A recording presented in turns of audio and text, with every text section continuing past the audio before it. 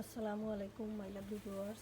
তো আমি আজকে এখানে আমার যে দেখতে পাচ্ছেন অনেকগুলো সাদা যে ডুগি ছিল সেই ডুগির বীজ পেকে গেছে, তো এগুলো কেটে নিচ্ছি। এই যে দেখুন কত সুন্দর বীজ।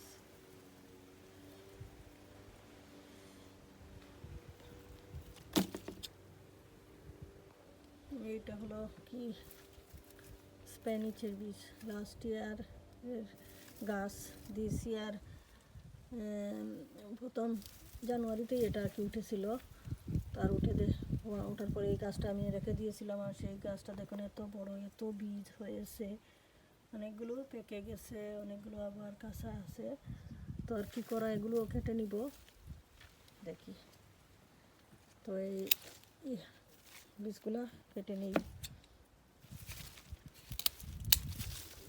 আসলে সব কাটবো না, সব তরকারি কেটে কী করবো, এত বীজ তো কিছু কেটে রাখতেছি, আর অনেকগুলো থাকবে। গাছ থেকে পড়ে পড়ে চারা হয়, এখানে বেডের মধ্যে ভরেই চারা হয়ে যায় হবে। আসলে আমি প্রতিবারই এই যে সাদা ডেঙ্গা বা ডুগির সিডগুলা খাটিয়ে ভিডিও করি, কিন্তু আর ভিডিও আপলোড দেওয়া হয় না। এই বীজের আসলে অনেক বীজ হয়, আর এত ভিডিও হয়ে যায়, সব আপলোডও দেওয়া যায় না। গ্যালারিতে ফুল হয়ে আছে ভিডিও।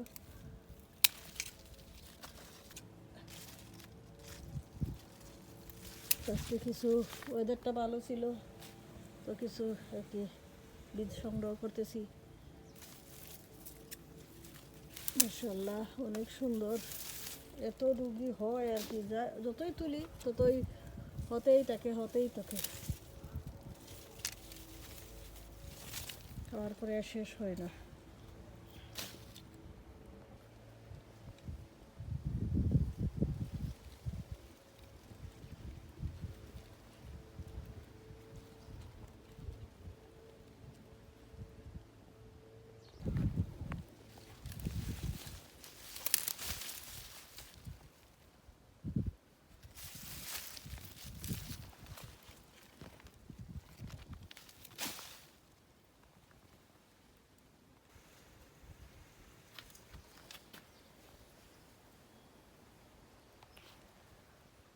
তো আমি অনেকগুলা ডুগির বিচি গাছ থেকে কেটে তুললাম, আর এখন আরও কিছু ভেজিটেবলও হারভেস্ট করব।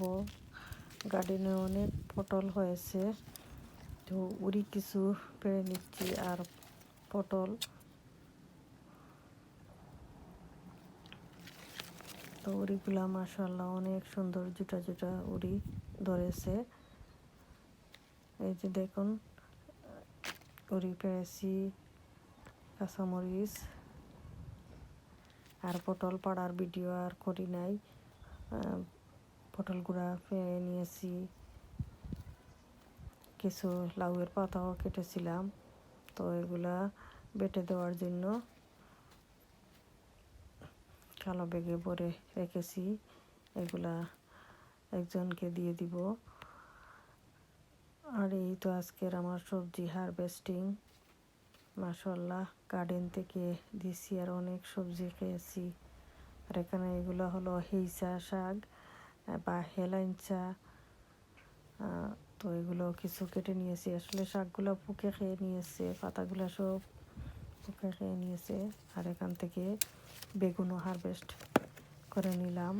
আরও কিছু বেগুন রয়েছে, এখনও গাছে হারভেস্ট করব।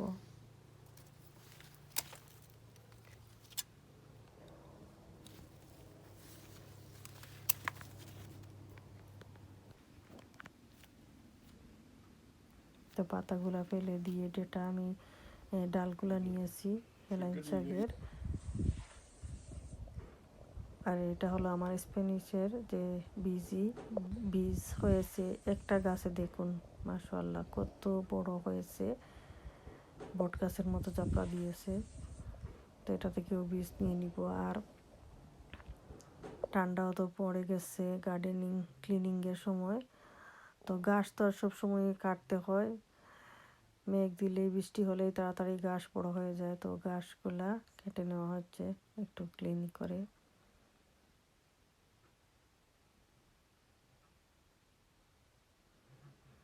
তো বিদেশে আমরা কাজের শেষ নাই, একটা পরে একটা গার্ডেনিং করা, গার্ডেনিং ক্লিন রাখা, সব কিছুই আসলে নিজ হাতে করতে হয়।